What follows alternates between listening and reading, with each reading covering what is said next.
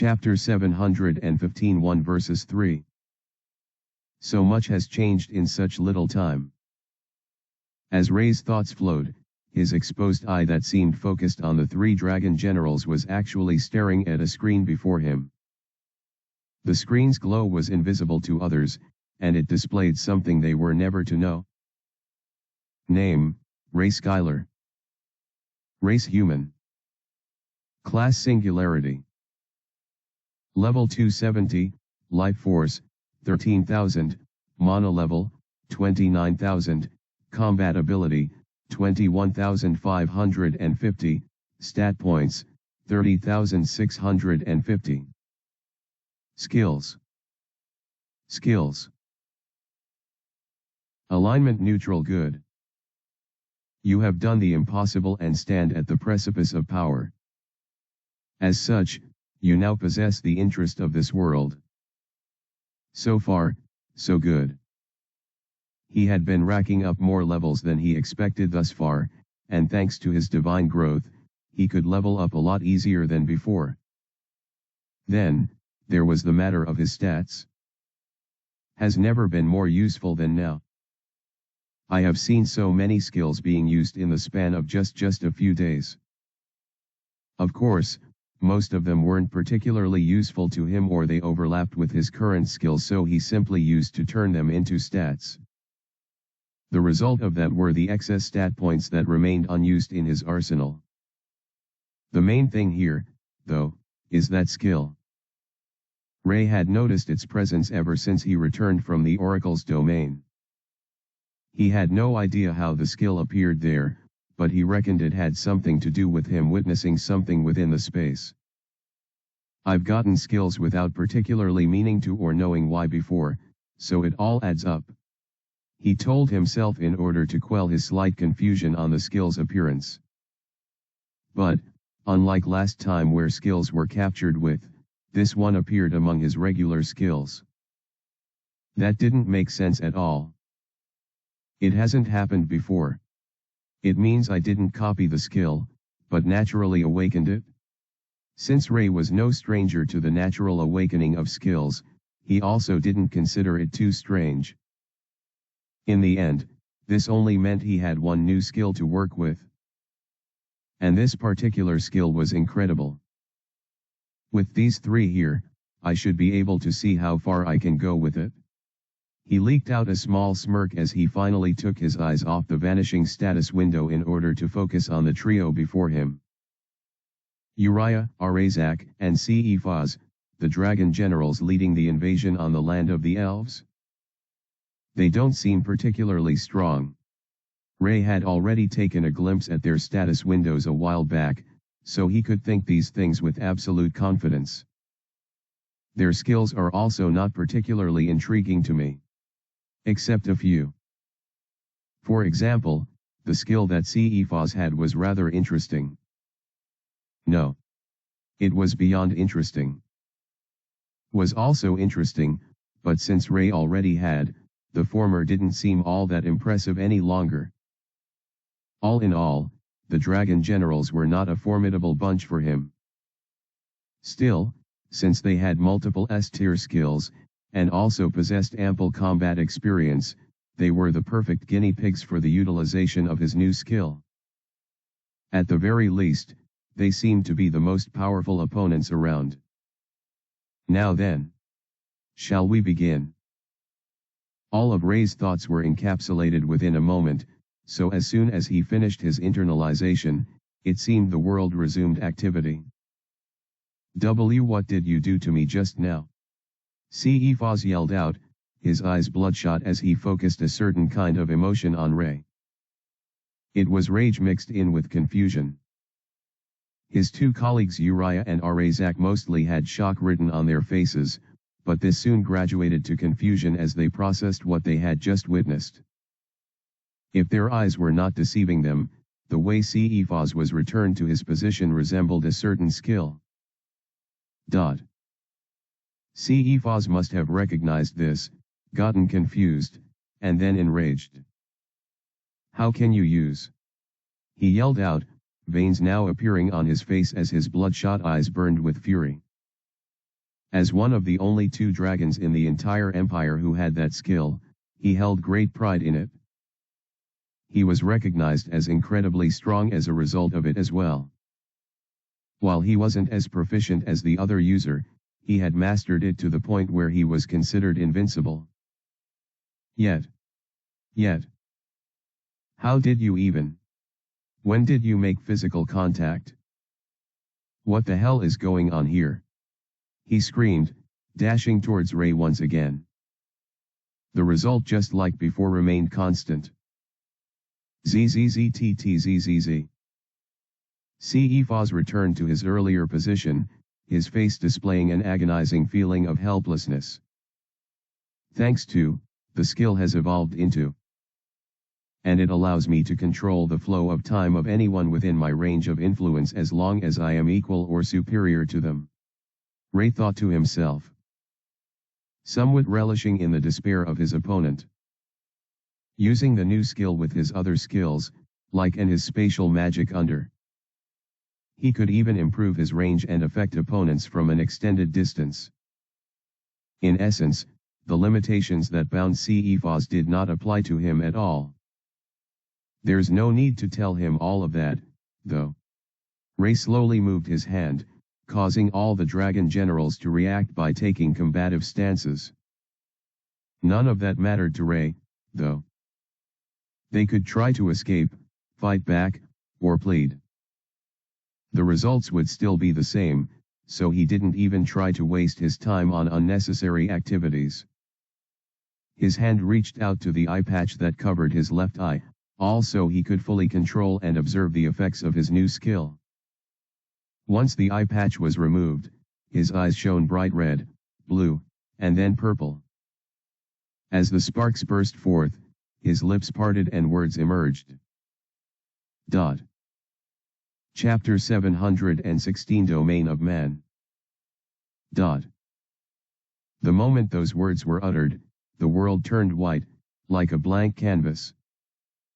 Everything within 500 meters the range decided by the skill caster was swallowed whole in an instant. In the sky, the only people present were Ray, Arazak, Cephas, and Uriah, so all of them were brought into the blank world. It was only to remain this way for less than a moment, though. Almost as soon as this blank canvas was made, the architect stood at its center and began to breathe life into everything around. Darkness suddenly began to fill everywhere, resembling the darkness of space. Its vastness also bore resemblance to the deep vacuum, since the space within this domain stretched further than eyes could possibly see or senses could properly perceive. Then, from within this darkness, light was birthed. Several fragments of lights in the form of stars became manifest. Distant stars, nebulae, and several celestial bodies emerged from nothingness. Then, a sun stood at a close distance, with planets trapped within his orbit. Gravity, relativity, electromagnetism, nuclear forces, light, matter, energy, everything was built and decided on by the architect of this domain. Ray Skylar. I see now. His thoughts trailed as his 2 eyes took in the beauty of the world he just created. He got to decide just how vast it was, what it contained, and all of its functions. The more complicated the features were, the more energy he would have to consume, but all of this was well worth it. He had more than enough time to properly set things up, since his first feature upon entering the world was to completely halt the time everywhere save for his own immediate surroundings. Hence, the 3 dragon generals were stuck in time. Even if they weren't given his incredible cognitive speed, they probably wouldn't notice him creating his domain from scratch if he chose a more simplistic model.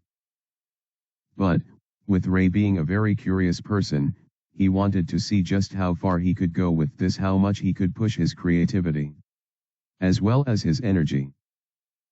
In a bid for all that, he went all out and created something vast and beautiful from memory.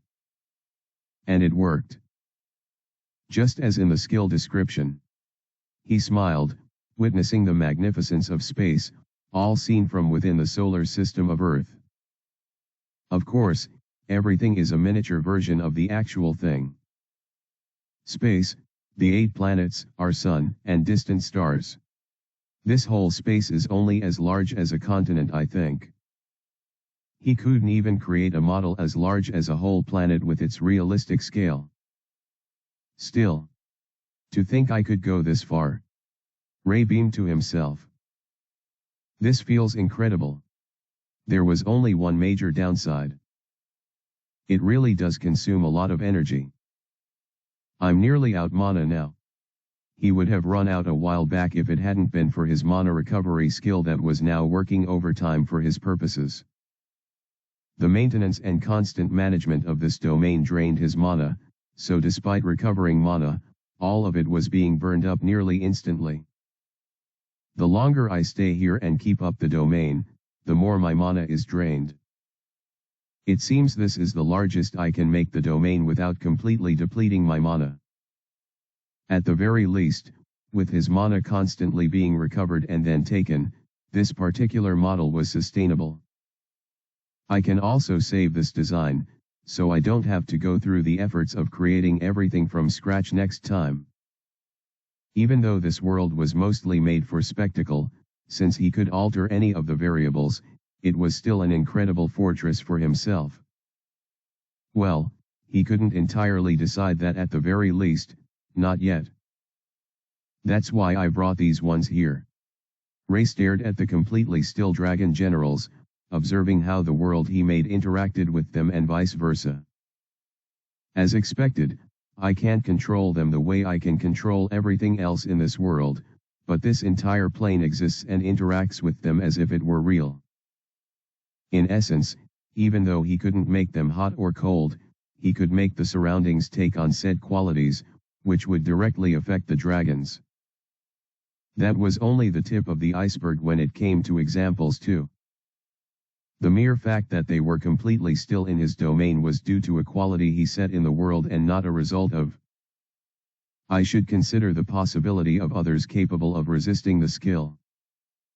I thought they would be able to show some resistance to it, since this is an S-tier skill, but I guess they're unable to do anything about it.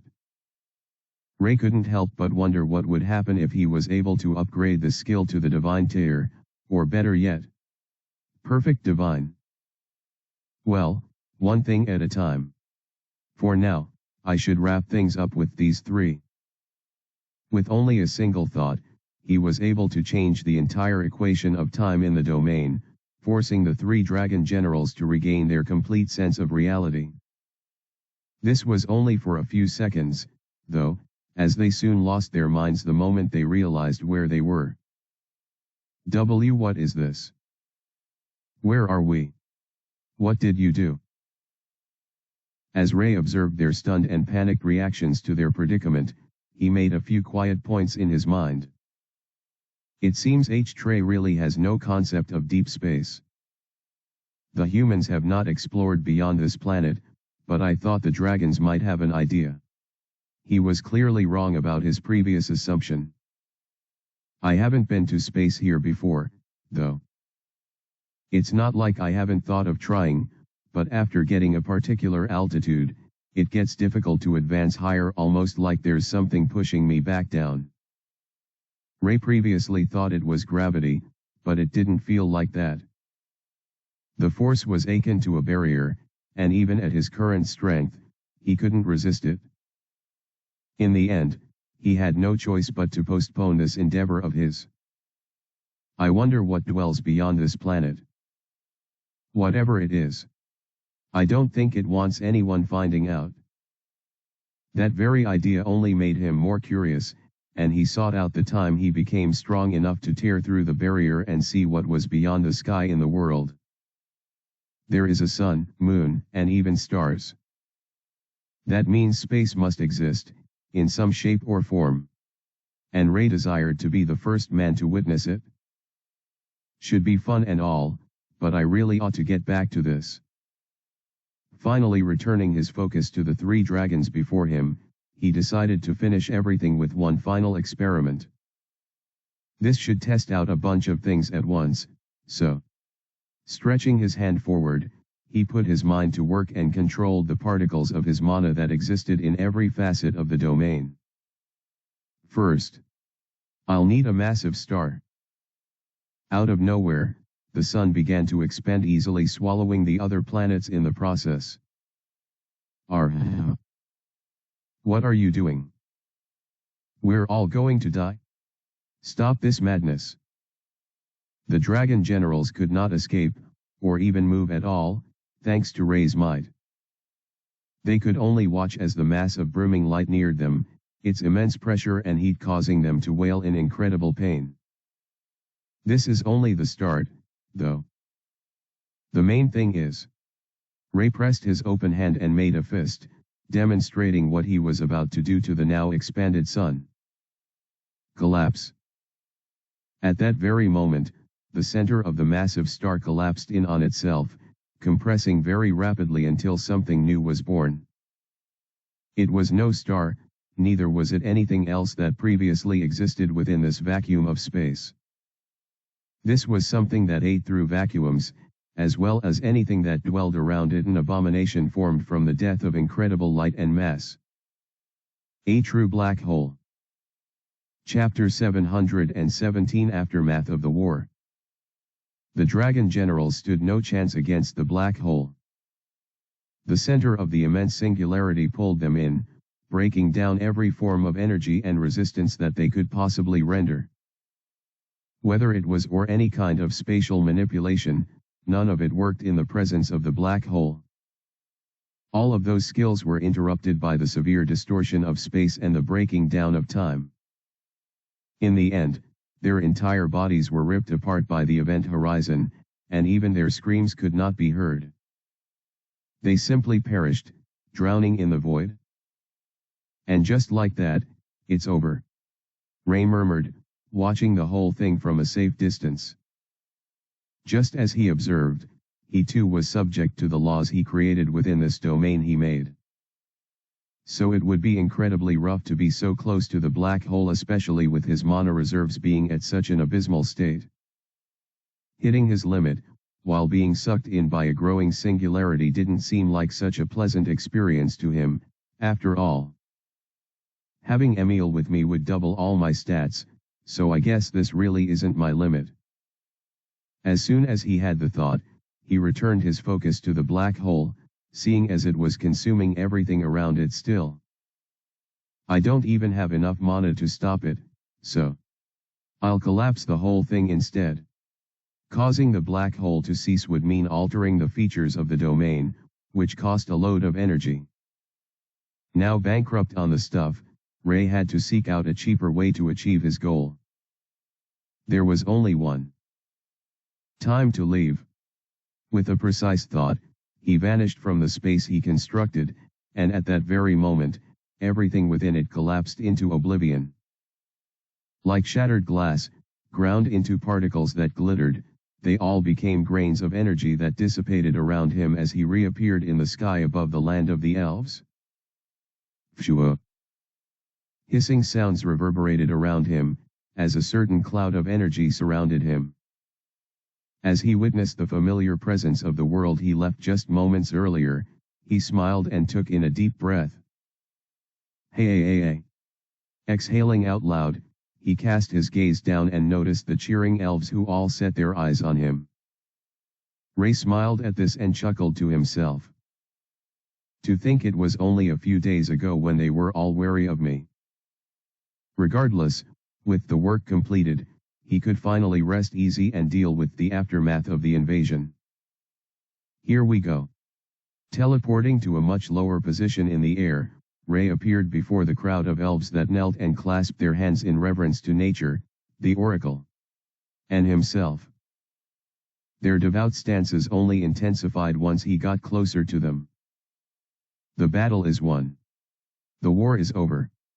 Ray declared, ignoring the cult-like gathering of the elves as a decision. All will be fine. You are all safe. And you are all free. As soon as he said this, the head elder sprouted up, raising her staff which was held by both of her hands. All hail Ray Skylar, harbinger of the divine. His calm facade remained unchanged, but he was slightly taken aback by the suddenness of the elf. Before he could properly think about it, though, all the elves bowed their heads to him in absolute reverence, chanting the same word in the loudest way possible. Hail! Hail! Hail! Floating above all of them like this, Ray thought he was akin to a god.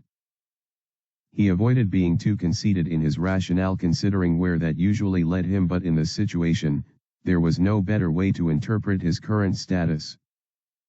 All of this is unsatisfactory, though. After all, I know who the true God is here. And it's not me. The Oracle was probably staging down at him, watching every action play out as part of her grand scheme.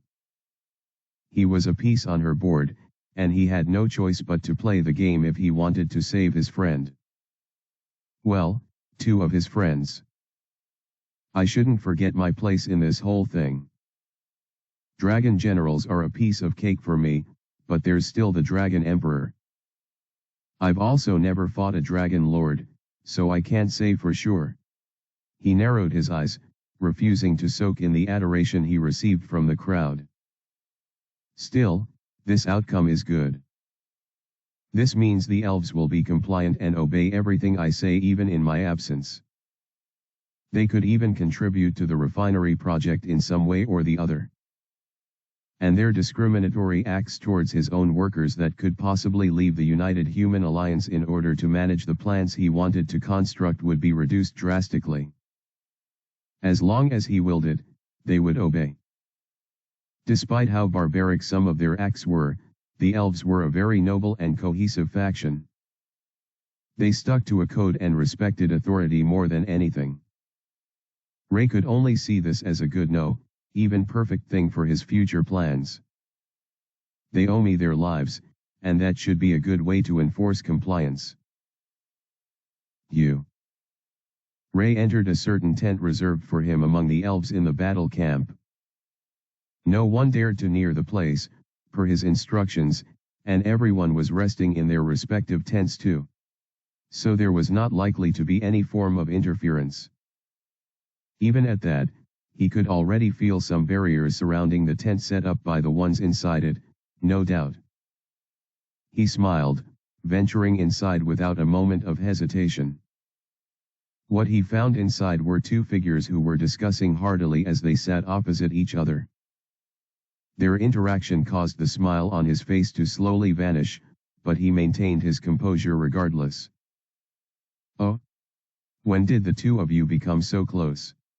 he asked, his gaze alternating from the boy that looked his age to his own lookalike that sat on the opposite end. It was only after he spoke that they were able to detect his presence, and the two of them looked at him at the same time. "Master! You're back." His lookalike swiftly jumped to their feet, transforming to the black sludge that was their original form. As for the other boy in the room, Adrian Chase, he slowly rose to his feet, possessing a rather calm smile that unnerved Ray for some unknown reason. Despite them being confirmed to be allies, he still couldn't fully trust the guy. "Emil, get back here," Ray commanded, causing the symbiote slime to reluctantly obey, leaving Adrian's immediate presence only after waving a goodbye with her slimy appendage. "Bye, Emil. Maybe next time."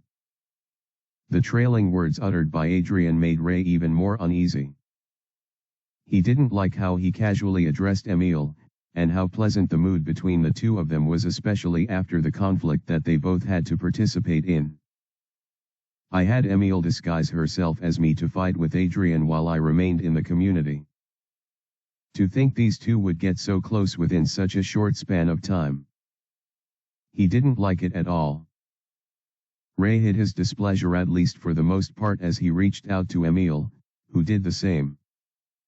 In an instant, she returned to his body, recreating their synergy once again. "AHH. Now that's more like it." He smiled, feeling half of his strength return, or rather, the strength that Emil offered him. He had missed the power, and feeling the ecstasy made him slowly forget the displeasure he had just moments earlier.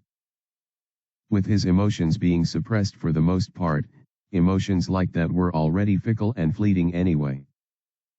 Instead, Ray found himself focusing on the more important thing: his current state. Status window. Name: Ray Schuyler. Race: human. Class: singularity. Level 272. Life force: 13,000. Mana level: 29,000. Combat ability: 21,550. Stat points: 30,750. Skills. Skills. Alignment: neutral, good. You have done the impossible and stand at the precipice of power. As such, you now possess the interest of this world. I really need to find time to properly allocate all those stat points, he thought to himself, before finally returning his focus to the matter at hand. Looks like things went well on your end. I saw the craters and devastated landscape on my way here. As Ray spoke, he went to the seat that Emil occupied, making himself comfortable as Adrian remained standing almost as if he was getting ready to depart. Yeah. Well, we had to make it believable. Indeed. For a moment, there was silence between the two of them. Adrian had his usual calm smile on his face, while Ray's cautious gaze betrayed the likewise calm facade he wanted to employ in the conversation. Either way, a subtle tension wafted in the air. One that didn't seem to be disappearing anytime soon. Asterisk. Asterisk. Asterisk. Thanks for reading. I'm so sorry for yesterday's error chapter. Thank you for your patience, and I hope you enjoyed the read. Chapter 718, Aftermath of the War. So, what will you do now? Ray finally broke the tense silence between him and Adrian with a smooth tone. The both of them were on opposite sides of each other, the latter still standing as composure oozed from their respective station. After allowing the question to marinate in the air for a few seconds, Adrian finally spoke up. I have to check something out first. A prior investment, if you will. Afterwards, I guess I'll continue with the original plan. Ray nodded his head as he heard all of this, not asking any further questions. As curious as he was about this investment that Adrian was referring to, he also understood that he would be putting himself in a rather compromising position by asking. If he tells me more of his secrets, he'll want more of mine. And Ray felt he had revealed more than enough at the moment. It was even possible that Adrian was baiting him to ask by intentionally mentioning this investment, but Ray didn't want to overstep his bounds. To him, this was the safest position to take. In the end, the dragons lost this battle. It's possible that the Empire will send an even more powerful squad. Which is why we have to act quickly. He added. Don't worry. I won't forget my end of things. I'll be on standby, so you sort out what you need to. Ray responded with folded arms. That is all I ask. Adrian's response was humble, and he even went as far as bowing his head, which threw Ray off for a second. Right now, most of my assets have been extinguished and I have encountered great loss. This plan has to succeed for me to recoup some kind of benefit. So yeah, forgive my evident desperation. Ray understood all of this quite well. Adrian had compromised greatly in order to accommodate him into his plans. In order to follow the Oracle's wishes, the dragons had to be exterminated. That meant it was inevitable that Adrian's assets would fall to ruin. I'd like to believe that he had to go along with this alternative because he recognized I would have destroyed the dragons anyway. At least, with this, he gets something out of it. Ray's thoughts further trailed. Of course, all of this solely hinged on how Adrian would deal with the aftermath. Ray trusted his capabilities, and he had first-hand experience on how resourceful and manipulative Adrian could be. Still, he had to make sure not to put all his eggs in one basket. As much as he hoped for his success, he also had to consider other scenarios. Well, it seems we are done here, right? Adrian shrugged as he spoke, taking a few more steps away from Ray. Yeah. I suppose. Somewhere within Ray, he wanted to ask Adrian about what he was discussing with Emile prior to his arrival, satiating his curiosity on how they got so close, but he decided not to at the last minute. I can just ask her myself. Even though Emile was still giving him the silent treatment, she seemed happy to see him return, so that meant she wasn't particularly serious with her oath of silence. Besides, he could always pry the information from her if he gave a command. Either way, it's all under control. I guess I'll see you soon. Adrian interrupted Ray's thoughts with a farewell, followed by a burst of spatial distortion. Before any response could be made, the boy was long gone. Spreading his senses as far as he could, given his current state, he couldn't sense Adrian anywhere. That meant he was either on a remote area on the eastern continent, or in another continent entirely. It was anyone's guess where he was, but if he so happened to teleport to the United Human Alliance's territory, particularly the capital, Ray was sure Ader would handle things from there. At the moment, he had much bigger fish to fry. Now that I've taken care of the dragons, it's time to save Asm. A bright burst of bluish energy tainted the darkness of a rather enclosed space. With the distortion of space came a young man with jet black hair and glowing blue eyes. His surroundings seemed like the entrance of a rather large cave, and the further down the road went, the larger the surrounding space became. Almost like a cavern. This young man Adrian stood out quite a bit in this raw and primal setting. His pristine suit and polished appearance did not fit the rough vicinity he found himself in. Still, it was obvious he wanted to be here. Until... Almost as soon as Adrian appeared in this space, he had a stunned expression on his face, the kind one makes when they are bamboozled by something. This lasted only a few seconds before he used a hand to cover his face. His palm covered the bloodshot eyes that brightened, and the deep glare that was slowly forming. This tense atmosphere only grew more intense, until finally. Kukiku. Keek keek. Kwa ha ha ha ha ha ha. All of the climbing intensity dissipated. Ha ha ha ha ha ha ha ha. Rather than yell in anger, or frustration, which would have been a normal reaction, given the situation, Adrian burst out in a loud laugh. As he laughed, he took measured steps forward, traversing the barren lands that surrounded him. This continued until he reached the end of the line, finding a massive space spread out before him, a place meant to be littered with monsters and precious minerals. Instead, the whole place was barren. I should have known he would beat me to it. That Ray. Adrian chuckled even more, shaking his head in the process. He didn't even leave their corpses for me. The dungeon that Adrian had looked forward to plundering for so long was already claimed. And from the looks of it, this had been the case for quite a while. What a loss, though. He sighed in regret, though maintaining his oddly playful smile while observing the area. Nice one, Ray. Chapter 719. Player of the game. Adrian was sincerely impressed with Ray. At first, he didn't really have an opinion of him, just as he didn't have an opinion of anyone else. He had no clue if he could use him, or if he had to be wary of him. In the end, it turned out the latter was the case. Their relationship had somewhat evolved and devolved over the months that were spent in H-Tray, but at the moment Adrian was in a rather complicated position when it came to Ray Schuyler.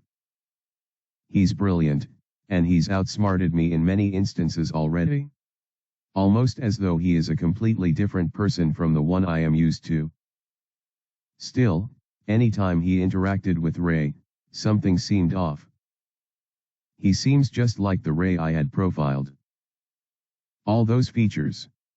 His easily readable expressions, incredible agitation and aversion towards me, and a bunch of other staple things I had associated with him after our interactions. Yet, those observed characteristics ran contrary to a lot of Ray's actions. It was so puzzling. That version of Ray would not have been able to manipulate all of these scenarios to such a level of sophistication. Not only was he easy to read, but his scope of knowledge seemed very lacking. He expected the competent manipulator that pushed him to such an extent to be much more knowledgeable and mature, but Ray showed no such thing. The entire thing almost felt like Adrian was dealing with two different people. Or maybe he is doing all of this intentionally.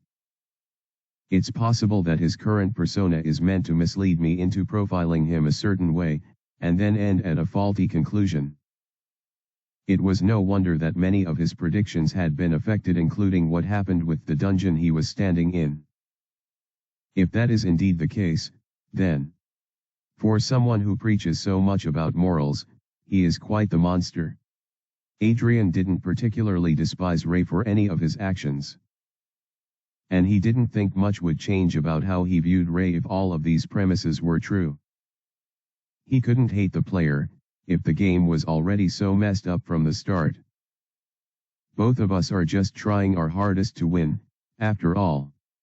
Besides, while he indeed encountered some loss, it wasn't like he gained nothing. Thanks to the death of all the dragons, I have some decent undead in my army. I even got my hands on the corpses of the dragon generals. The ones who were obliterated by Ray were mere puppets, which meant he had the genuine article. I had to sacrifice the commanders for that, as well as a great deal of the mana I stored up, but the results were worth it. Now that I have more powerful pawns in my arsenal, I should be able to achieve a lot more. In essence, he gained and also lost. I should be satisfied with this outcome, especially since there are future prospects in sight. But a certain glint appeared in Adrian's eyes as his lips began to curl up, forming a rather disturbing smile. I can't help my greed this time. His mind fell on a particular entity he could not help thinking about ever since he encountered it. Emil. That slime. It's too fascinating and useful to let go. During their fight when it pretended to be Ray, they ended up having a deep conversation, and he got to know a lot about the symbiote slime. Things not even Ray knew yet. This is another reason why I'm so perplexed about who he really is. Perhaps I can use this current scenario to determine that as well. During their interactions, he was able to sow enough seeds to guarantee him some measure of rewards in the immediate future. He wanted Emil. And I suppose there's also nothing wrong with that. Ray was surrounded by darkness, having no one around him except for a single figure. The naked dark elf was unconscious, and as her dark hair draped over her face, and her body hung to the walls of the pitch-black space. Her pathetic frame was completely observed by Ray in its entirety. He had no perverted thoughts, despite her being bare before him, and there was nothing about his countenance that displayed any kind of pleasure, not even a hint of it. He was absolutely serious. I've been through quite a lot for this moment, you know. For you. He murmured, his eyes fixated on the face of the elf named Ciela.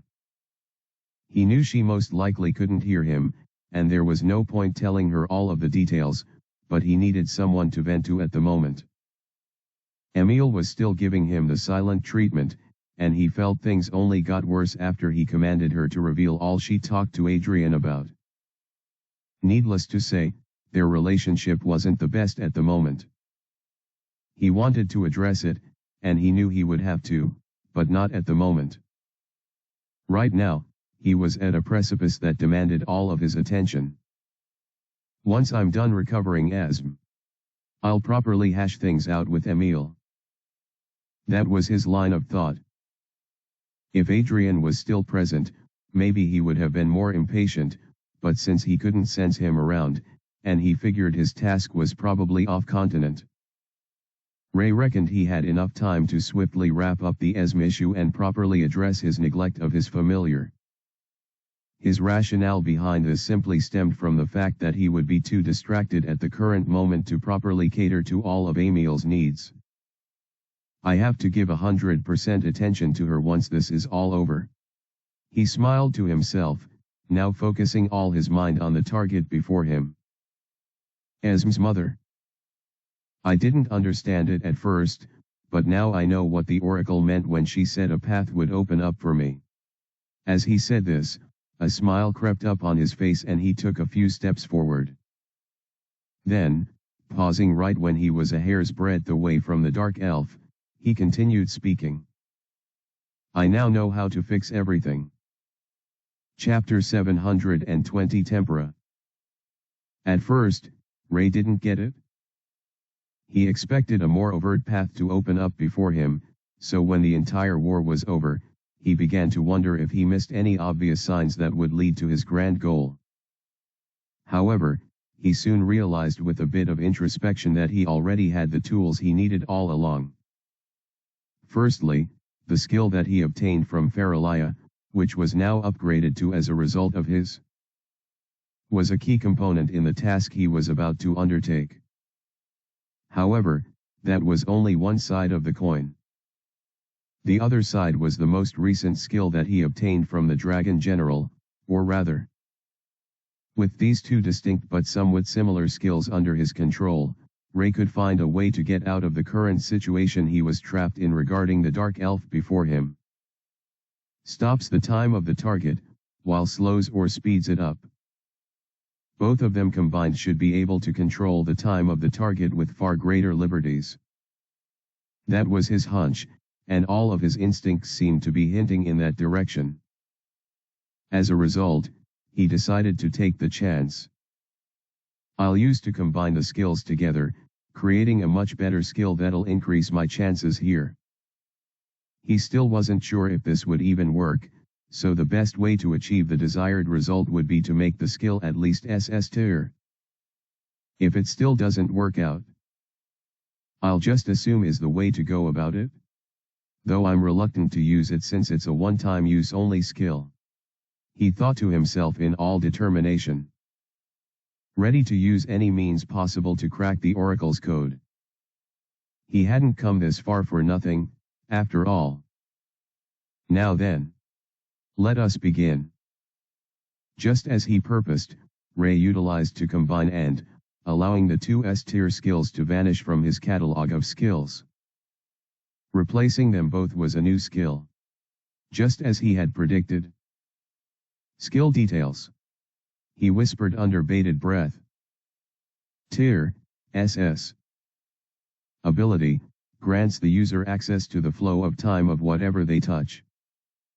Limitation, depending on the target, more mana will be consumed for the skill's execution. Cannot be used on the dead. Upon seeing the details of the new ability he possessed, Ray could not stop the broad smile that formed on his face. So simple, and yet perfect. Now that he had completed the first hurdle creating a means to achieve his goals, the second thing remained. He had to do the deed. Using, I can expand my reach with, but just to be safe. Ray reached out his hand and touched the dark elf on her head. He could feel the dry and rough state of her dark hair, but that didn't bother him in the slightest. Now wasn't the time to be bothered with superficial things. He took a deep breath, exhaling with the same veracity, as he prepared his mind for what would happen. I still don't know if this is what I'm supposed to do, but I've taken all the steps necessary. His thoughts trailed as his mind teemed with uncertainty. Still, it's time I followed my gut. Without leaving much room for any further thoughts, including the doubts that would inevitably come with it, Ray activated the skill. At that very moment, a brilliant light shone in the room, drowning everything inside in its brilliant multifaceted light. A clock-like structure appeared underneath both Ray and Ciela, with a miniature version of the circle manifesting around his hand as well, almost as if telling him that he had control over the time of the person he was currently touching. Whew! It worked. The major worry Ray had when activating this skill was that the skill's limitation would surface, and he would be prevented from using on the cursed Ciela as a result of her current cursed state. Thankfully, though, he shouldn't have worried. Let's start with one day. He focused his energy, and the skill did as he instructed, turning the hands on the energy-constructed clock around his hand. Within a moment, the target's age was reversed by a day. She doesn't look any different as expected. Then, what of my mana?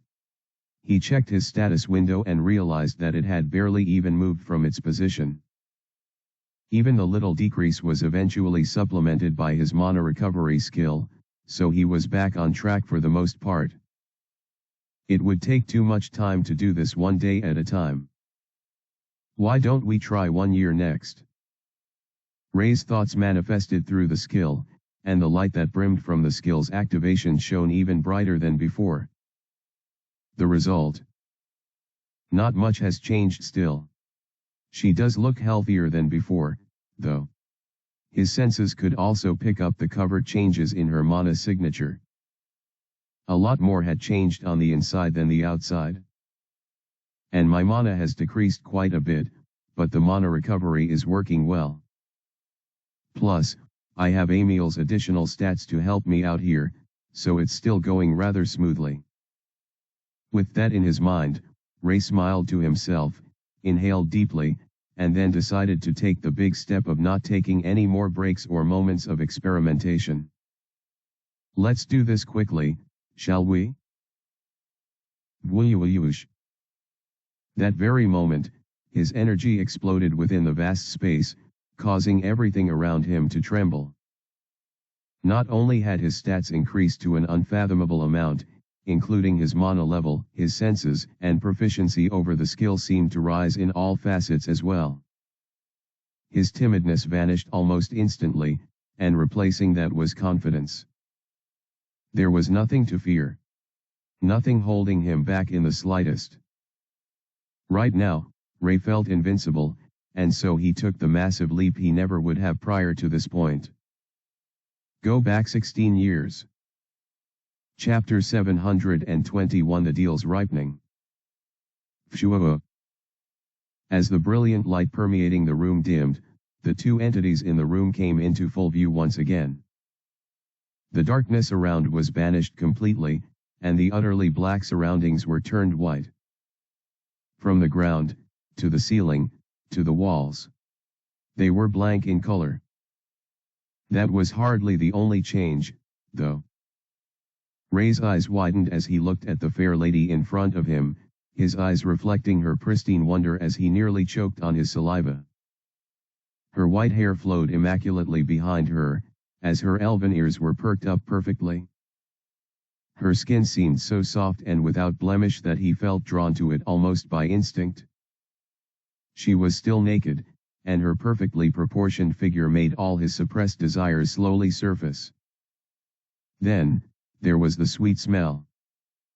It was so overpowering that Ray felt he would have been overcome with lust if not for his incredible tolerance, or rather immunity, to such things. She resembles Esm. No, the Oracle.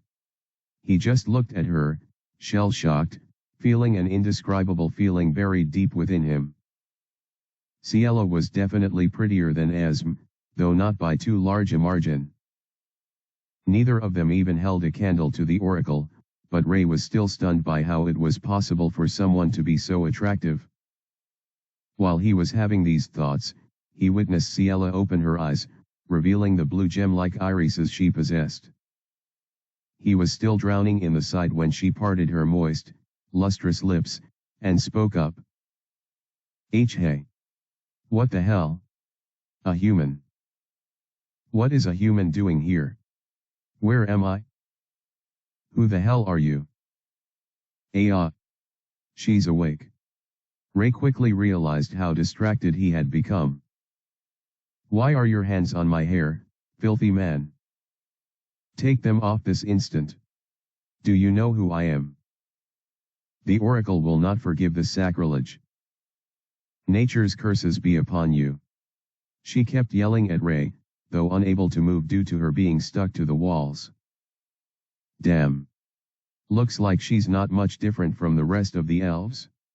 Ray had taken her back a total of 17 years and a day, which was before she ever went to the human continent and had Esm. Hence, her attitude was reminiscent of the kind that elves would have in their society. I thought she would be different, since she went to the western continent, but I guess she did so selfishly out of adventure and not because she wasn't racist. Hey. I'm talking to you, human. Answer my question now, or else. Are you the one who brought me here? Why does this look like? No, that can't be. Why would I be there, in the first place? Hey, you. Ugh. Before Ciela could continue even more of her loud ramblings, Ray cast a sleep spell on her, causing the elf to fall unconscious instantly.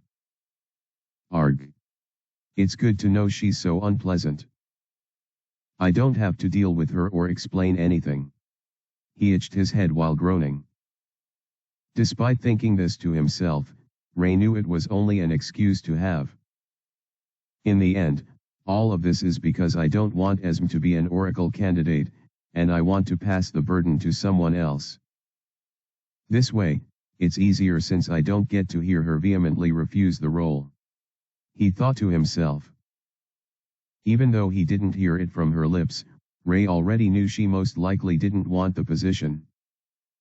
If she really did, she wouldn't have gone to the western continent. But that really is none of my business. He knew fully well that his thoughts only validated what Adrian said about him, and as much as it pained him to admit it, the boy was right about him all along. To achieve my goal. To save Esm. I guess I am capable of subjecting someone else to this.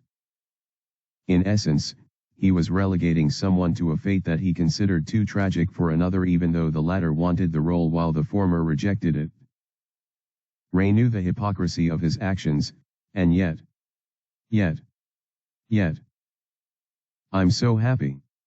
And relieved. A smile awkwardly formed on his face as he looked at the fresh face of the one he would be exchanging for Esm's freedom. Now that he had an Oracle candidate ready, there was nothing holding him back from seeing Esm and bringing her back. I'm coming back for you, Esm. Just you wait. All of the elders waited outside the shrine as Ray stepped in while carrying Ciela in his arms, her covered body cradled like a baby. Ray's steps were measured and precise, filled with caution and also excitement, as he traversed the shrine's halls until he got to the front of the statue. He cast his gaze on the lifeless thing and inhaled deeply before proceeding. I have your candidate, and I have fulfilled our bargain. Now, fulfill yours. For a moment, nothing happened. Ray waited patiently this time, though.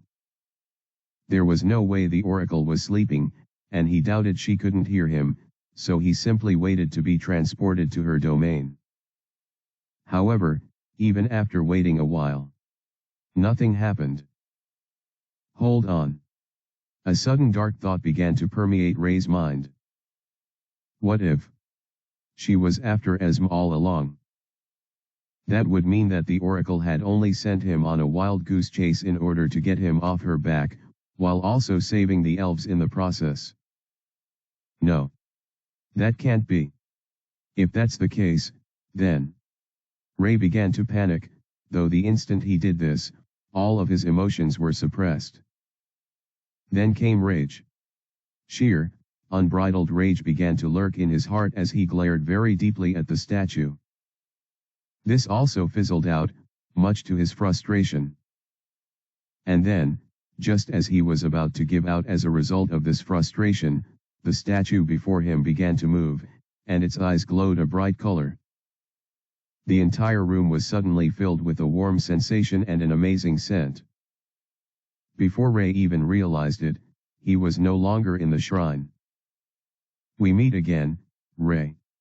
A rather familiar voice echoed all around him, causing him to open his eyes and direct his senses towards the maiden before him and not the elaborately beautiful structures around him.